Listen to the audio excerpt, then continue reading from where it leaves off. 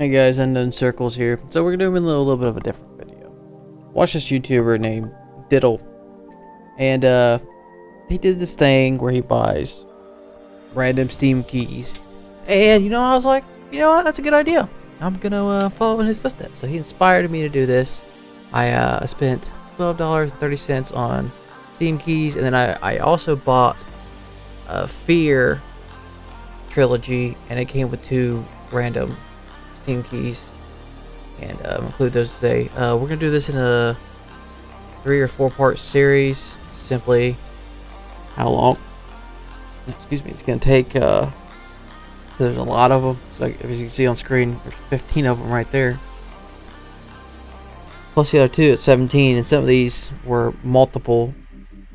In a one key was multiple games. So let's jump into it, shall we?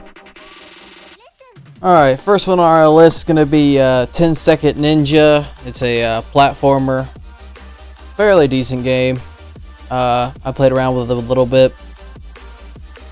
I'm not going to say I'm good at it at all. The point of the game is you have to destroy all the robots in order to attempt to free your forest friends, because you're a forest ninja protecting it.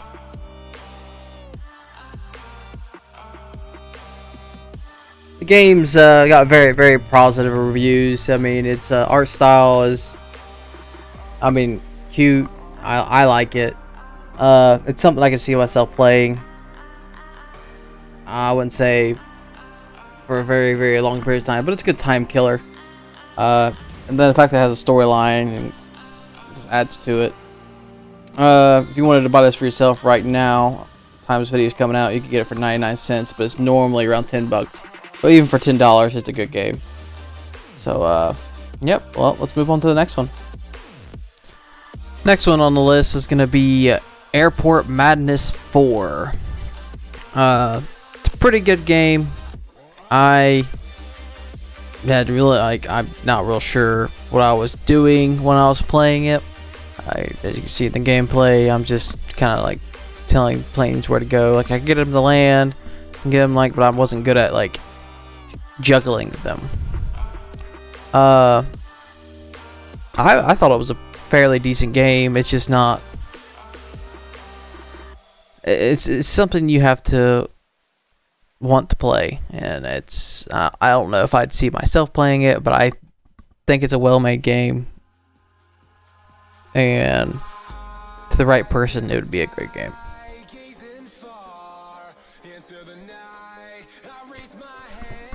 Games got fairly positive reviews. If you look through the pictures, you can see that there's a lot more to do than what I showed in the gameplay. Looks like there's different rewards, different goal sets. You can do different characters for different things.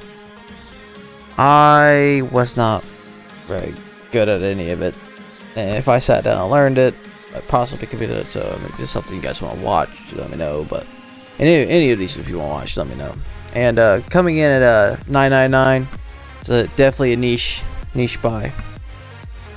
All right, well, let's go ahead and move on to the next game. All right, next up is Airport Madness World Edition. Some of the changes they made from that game to this game is now you can pick a bunch of different, airports to play in. I chose smallest one, which I found out was a big mistake because I had no idea what I was doing, and I'm trying to land a bunch of plane on one runway instead of a bunch of plane on multiple runways.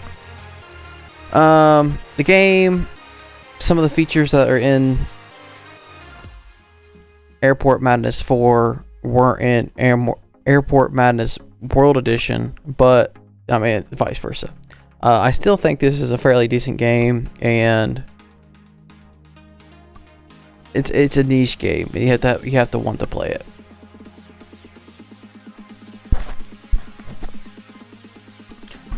The game has mostly positive reviews. I looked through the comments a little bit. I didn't really see anything that stuck out to me as far as bad. I mean, just like I said for Airport Madness 4, it's definitely a niche game. It's not a bad game in any way. It's just you have to have like simulators.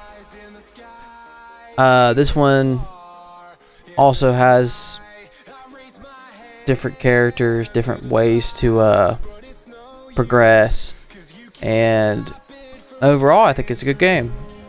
Do I see myself playing it a lot? Probably not. And for $10, if you're into airplane simulators, I think it's worth it. If not, I would not recommend getting this one. Alright, now into the next one. This one's called Atonement Scourge of Time. It is a top-down RPG. What it seems like an action RPG. I didn't play much of it because it just, the text just annoyed the living shit out of me. It didn't seem like a bad game. It's not a game for me. It's a really old game, and I tried when I attempted to catch the title screen. It kept alt-tabbing me out of my recording software, and whenever the game does that, it will stop recording whatever I was recording, and I couldn't get the footage of it because the game's wonky. But besides that, I say if you like top-down RPGs that have lots and lots of text and are really, really thick story-based games, I say this is probably the game for you. This game's got mostly positive reviews. It's definitely a niche game. I would recommend it to people that, like that type of game. The fact that, I mean, you equip different things. It's a dungeon exploring type of game. Now it came back in 2015, which most of these games came out that we're reviewing came out around that time. And I mean, it's not it doesn't seem like a bad game. It's just something you get. And for the price point, which is $8.99, it's not a bad game. All right, well, let's go ahead and move into the next next game. Next game on the list is gonna be Chicken Shoot 2. This game is a point-and-click shooter game where you're shooting these chickens because they woke you up. It's not a bad game. I find this more as a kid's game more than anything else. I mean, if you're an adult, you think this is your style of game, more power to you. It's just not my type of game. I played it for a little bit. It's as you can see, if an egg hits you, the board around your character starts to get destroyed. I didn't realize that while playing it, and then I wondered why at the end, I died. But overall, not a bad game. While trying to find the store page, I realized this game doesn't have a store page. So you have to have a key for in order to even get it. So it doesn't have a price point for me to base it off of. It doesn't have reviews. So if you happen to get this, then you definitely were looking for this game. Overall, I don't think it's a terrible game. Could be a good time killer. It's just it's a really old game, and it's not for me. Well, let's move on to the next one. Alright, this game's called Defend the Highlands. I think it's it's not a terrible game. It's definitely a different type of game. You use your Scottishman over there in the right hand corner of the screen to harvest these fields, and then you use the tables you see flipped on sides as cover, and Irishmen come and attack you. And they have different types of enemies. It's kind of like a tower defense game, except you have movable characters. And you can use your character, like the Scottishman, to play bagpipes, and it'll call in more characters. But you have to be careful, because if you run out of food, then you can't feed your members. I don't know. I think it was a good thought. It just wasn't well implemented. Like, it wasn't. The process of how they did it wasn't very well done.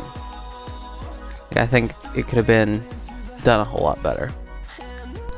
Although I don't think it's a good game. A lot of people think it's a good game with the positive reviews. And I mean, maybe from when I played it, I just didn't get into it enough. I just started on that first level, and by looking here at the store, it looks like it's a whole lot better game than I think it is. For $10, it has the potential to, I mean, $10 ain't that bad, and it has pretty good reviews. So I don't know, try it out, see what you think. Maybe I'm being too hard on it.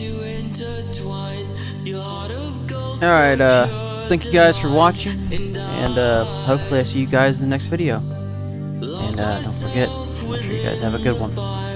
Breaking free from my desire, a heart of gold, forged to inspire. It's Starfire.